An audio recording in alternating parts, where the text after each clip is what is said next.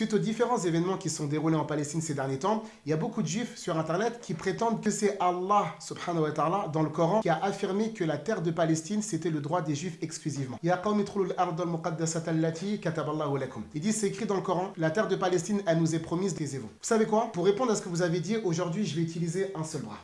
Sur le bras restant, je vais me servir que d'un seul doigt. Je vais rester exclusivement dans la sourate que vous avez citée. Je ne sors pas de la sourate 5. Sourate 5, verset numéro 1. Ya ayyuhalladhina amanu awfu bil uqud. Toute personne qui ne respectera pas l'engagement avec Allah, alors qu'il sache qu'Allah ne respectera pas non plus son engagement. Ça veut dire que la terre promise, elle a été donnée pour les enfants d'Israël sous couvert de leur obéissance. Et étant donné que les enfants d'Israël n'ont pas suivi les clauses de l'alliance, la terre promise leur a été retirée. Sourate 5, verset numéro 2. La haine pour un peuple ne doit pas nous inciter à transgresser, à être injuste. Est-ce que vous voulez réellement qu'on parle de tout ce qui se passe en Palestine actuellement? Sourate 5, verset numéro 3. Waraditu lakum l'islam adina. Moïse, que la paix divine soit sur lui, dans le Coran, c'est un musulman. Et tous les croyants à l'époque de Moïse, que la paix divine soit sur lui, étaient eux aussi des musulmans. Ça veut donc dire que les gens auxquels la terre promise a été donnée dans la sourate 5, verset numéro 21, c'était des musulmans. Sourate 5, verset numéro 8, Allah y répète une seconde fois que la haine pour un peuple ne doit pas nous inciter à transgresser, à être injuste. Sourate 5, verset numéro 12, Allah il dit qu'il a pris un engagement avec les enfants d'Israël et qu'il a mis 12 chefs parmi eux. Et il leur a dit qu'il était avec eux à condition de faire la prière, de donner l'aumône et de croire en ses messagers. Mais parmi les messagers auxquels Allah a ordonné de croire aux enfants d'Israël, il y a Jésus, que la paix divine soit sur lui, dont Allah parle dans la sourate 5, verset 17, dans la sourate 5, verset 46, dans la sourate 5, verset numéro 47, dans la sourate 5, verset numéro 66, dans la sourate 5, verset numéro 111, 112, 113, 114, 115, 116, 117. Et en fait, tous ces versets-là, vous les avez mis sur le côté. Sourate 5, verset numéro 13, Allah il explique que les enfants d'Israël ont rompu l'engagement. Et c'est justement cette rupture de l'engagement qui a entraîné la malédiction. فبما نقضهم ميثاقهم لعناهم وجعلنا قلوبهم قاسية يحرفون الكلمة من بعد مواضعه ونسوا حظا مما ذكروا به.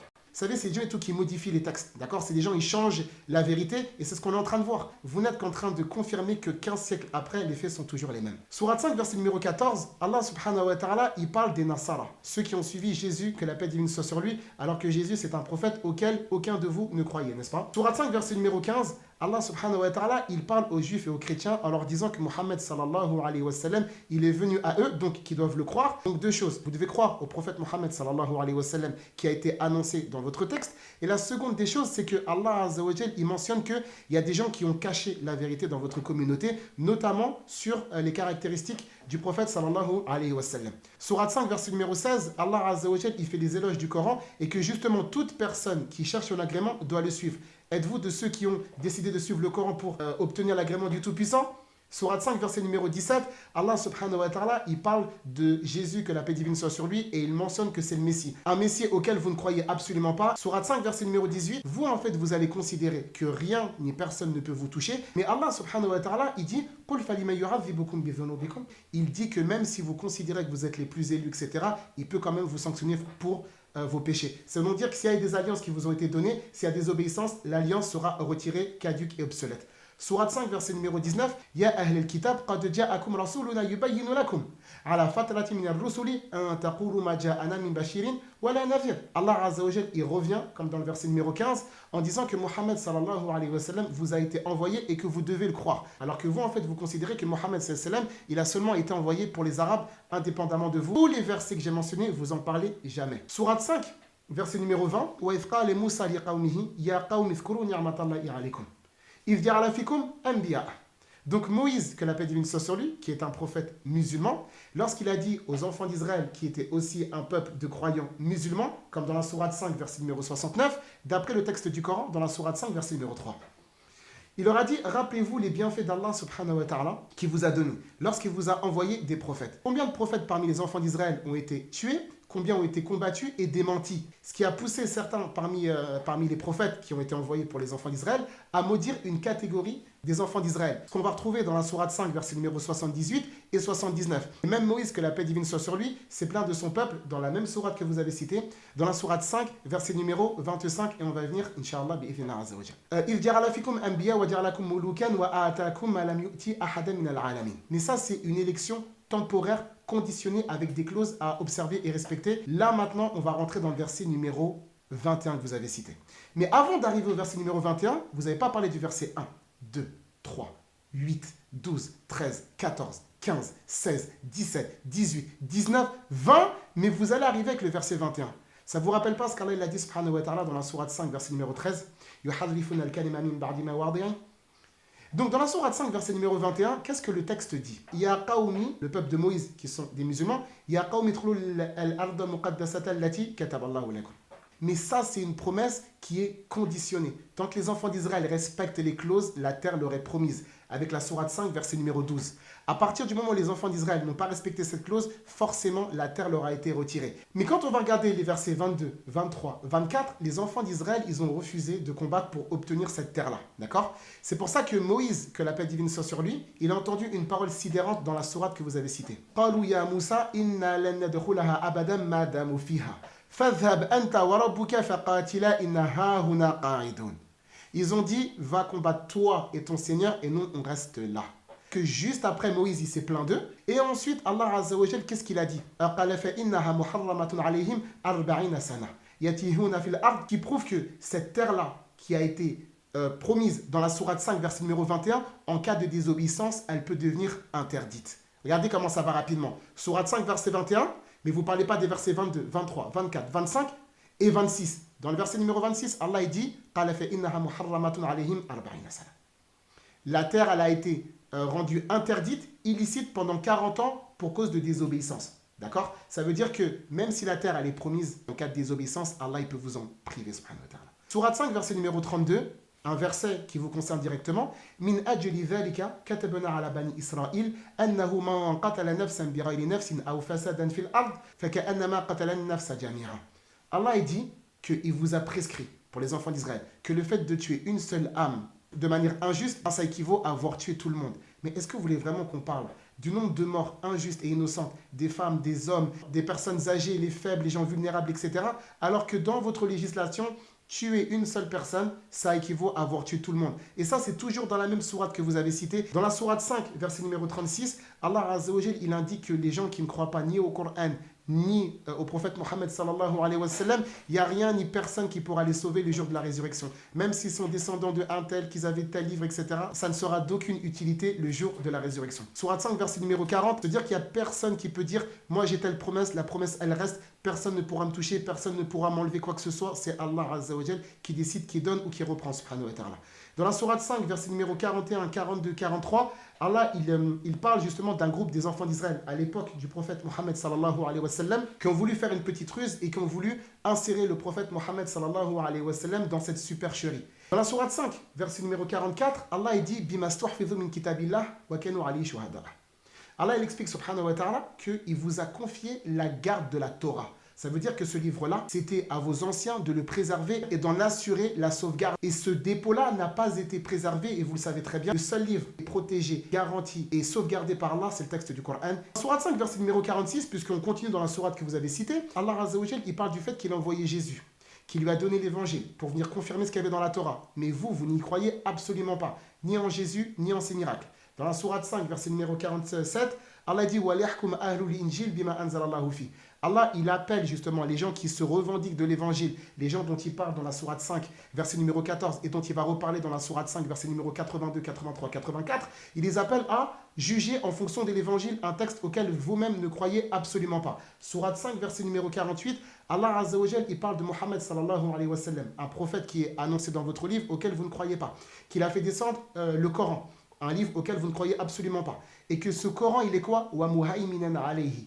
Et que le Coran, il vient pour prévaloir sur la Torah et sur l'Évangile. Vous continuez à vous amuser à utiliser la sourate numéro 5. Sourate 5, verset numéro 49, Allah Azza wa Jal, il ordonne au prophète sallallahu alayhi wa sallam de juger en fonction du Coran et de ne pas suivre justement les passions des gens du livre. Sourate 5, verset numéro 60, et 61, Allah subhanahu wa ta'ala, il parle justement d'une partie des anciens parmi les enfants d'Israël qui avaient adoré le tarot, etc. et qui avaient dévié du droit chemin. Toujours dans la même sourate que vous citez. Sourate 5, verset numéro 63, Allah Azza wa Jal, il blâme, il critique une partie des rabbins, pas tout le monde, mais une partie des rabbins qui restaient silencieux par rapport aux désobéissances qu'il y avait parmi les enfants d'Israël et le silence coupable. Sourate 5, verset numéro 64, Allah Azza wa Jal, il parle d'une partie des enfants d'Israël de l'époque qui avaient insinué qu'Allah subhanahu wa ta'ala était avare. Et ensuite, Allah subhanahu wa ta'ala, il parle justement de la rébellion de certains parmi les enfants d'Israël lorsqu'il y a eu la prophétie de Mohammed sallallahu alayhi wa sallam et qu'à chaque fois qu'ils voulaient déclarer une guerre, ce qui se passe encore aujourd'hui, Allah Azza wa Jal, il avait mis fin à cette guerre-là. Ça, c'est encore dans la sourate 5 que vous avez cité. Dans la sourate 5, versets 65 et 66, Allah, il rappelle aux gens du livre, donc les chrétiens et les juifs, que s'ils avaient respecté la Torah et l'évangile, ils auraient beaucoup de faveurs et beaucoup de grâce de la part du Tout-Puissant subhanahu wa ta'ala. Mais qu'il fallait suivre l'évangile aussi, un livre que vous ne croyez absolument pas car il a été apporté par un prophète que vous rejetez en bloc aujourd'hui. Sourate 5, verset numéro 67, Allah Azza wa Jal, il parle du prophète sallallahu alayhi wa sallam, donc que les gens justement, juifs comme chrétiens, doivent suivre son message. Sourate 5, verset numéro 68, pour être sur quelque chose de concret, il faut suivre la Torah, l'évangile et le Coran. Et vous, en fait, vous ne croyez ni au Coran, ni à l'évangile, ni en Mohammed sallam, ni en Jésus, mais vous continuez à utiliser la sourate numéro 5. Sourate 5, verset numéro 69,